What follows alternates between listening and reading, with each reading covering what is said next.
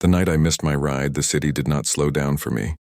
It swallowed me whole, with buses sighing past like tired animals and streetlights flickering, as if deciding whether I mattered enough to stay lit. I stood there with my phone dead in my palm, rain creeping into my shoes, and the weight of a year's worth of quiet grief pressing against my chest.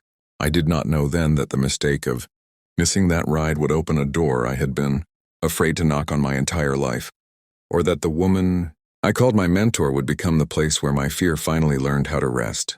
I had come to the city chasing something I could not name, armed with a degree that felt thin and a confidence that cracked whenever the wind changed. My mentor, Mara, had been assigned to me at work months earlier, a senior editor with steady eyes and a reputation for kindness that did not perform itself.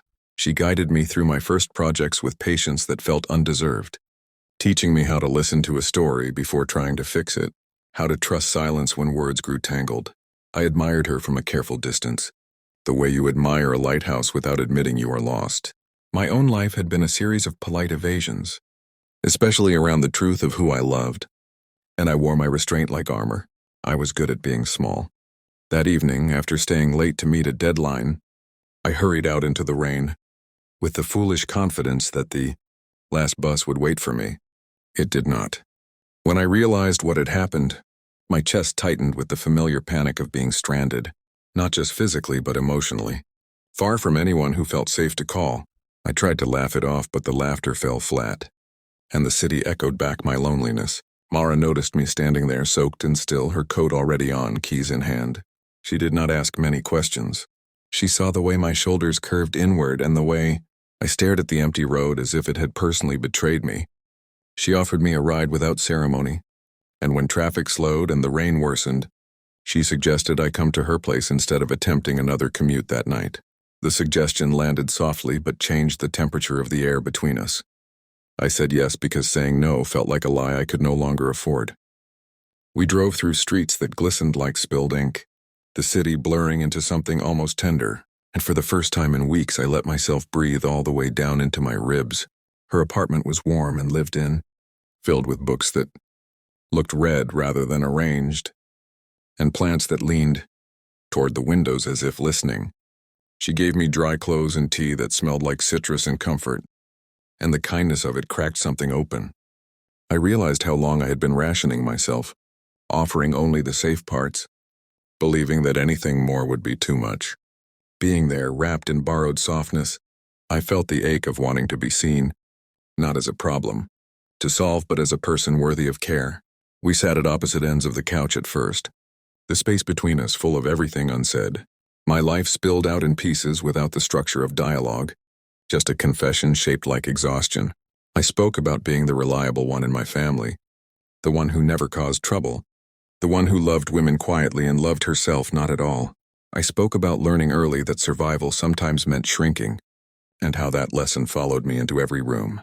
Mara listened with her whole body, not interrupting, not rescuing, letting my words land where they needed to.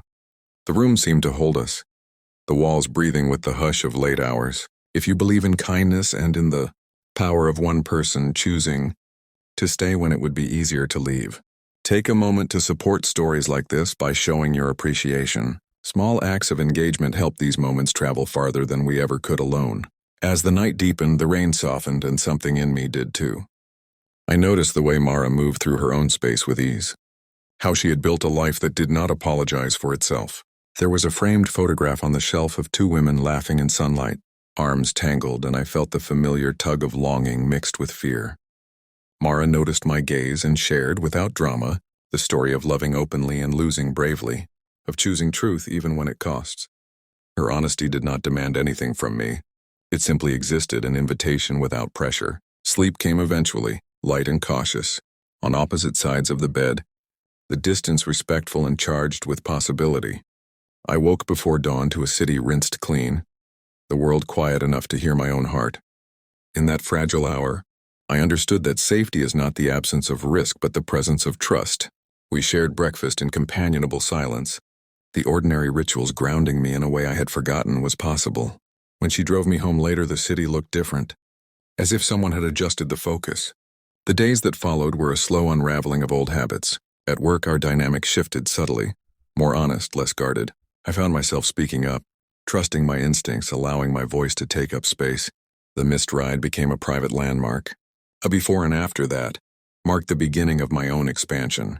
Yet with growth came fear.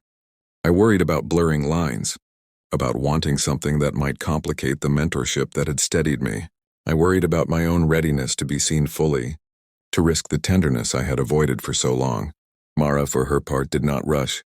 She modeled patience the way some people model courage, by making room for it to grow. We spent time together outside of work, walking through neighborhoods where history layered itself in brick and breath, sharing meals that tasted like home.